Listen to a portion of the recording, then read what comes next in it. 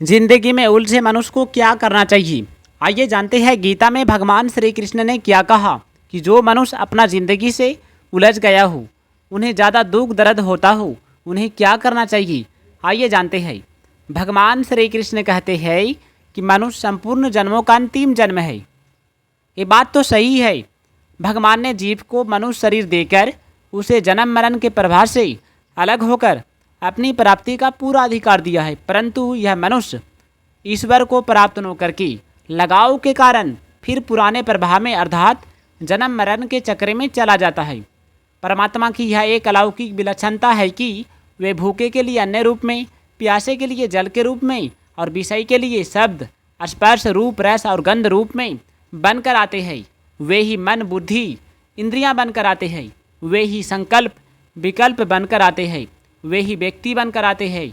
वे ही दुख स्वरूप में आकर मानव को चेताते हैं कि वे अगर इन वस्तुओं को भोग्य मानकर इनके भोक्ता बनेंगे तो इसके परिणाम स्वरूप उन्हें दुख ही दुख भोगना पड़ेगा। इसीलिए मनुष्य को लज्जा आनी चाहिए कि वे भगवान को भोग सामग्री बनाते हैं। उनके सुख के लिए भगवान को सुख की सामग्री बनना पड़ता है। ईश्वर कितने दयालु है कि प्राणी जो कुछ मांगता है भगवान वैसे ही बन जाते हैं। सोचिए, ये भोग पदार्थ हमारे साथ कब तक रहेंगे और हम उन भोग पदार्थों के साथ कब तक रहेंगे।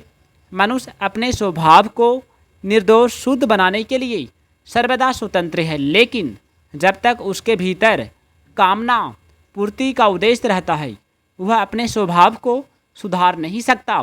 भगवान की दृष्टि में सब कुछ उनका ही स्वरूप है, इसलिए भगवान में किसी के प्रति जरा भी पक्षपात नहीं होता। बुद्धिमान व्यक्ति वे होते हैं जो परमात्मा की शरण में होते हैं, वे ही परमात्मा को सर्वोपरि मानते हैं। मध्यम बुद्धि वाले मनुष्य वे होते हैं जो देवताओं की शरण में होते हैं।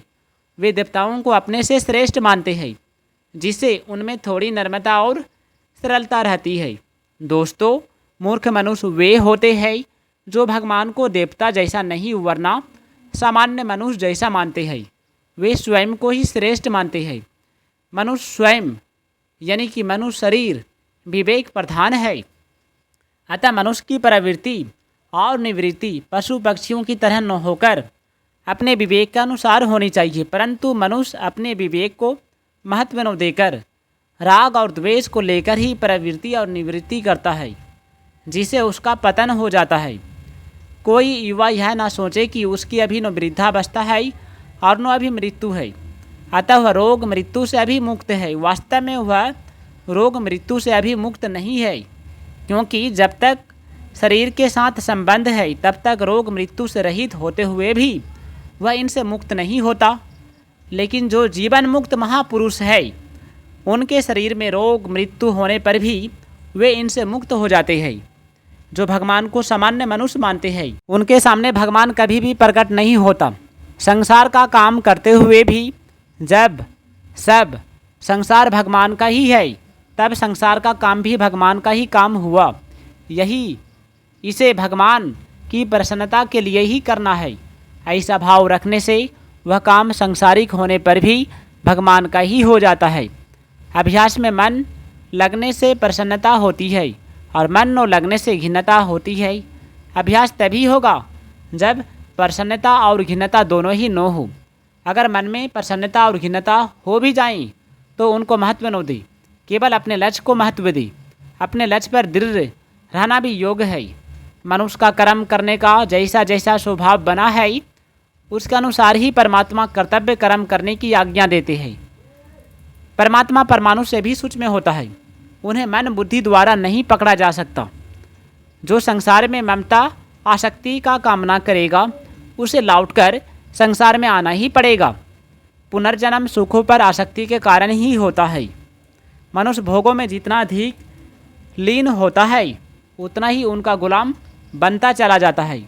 मनुष्य को सुख एवं भोगों के लोभ लालच से स्वयं को बचाकर रखना चाहिए। मनुष्य अपने जीवन को सार्थक बनाने के लिए सदैव प्रयत्नशील रहना चाहिए। तो प्यारे दोस्तों, यदि वीडियो अच्छा लगे तो वीडियो को लाइक कीजिएगा, चैनल को सब्सक्राइब करके कमेंट में जय श्री कृष्ण राधे राधे ज़रूर लिखिएगा।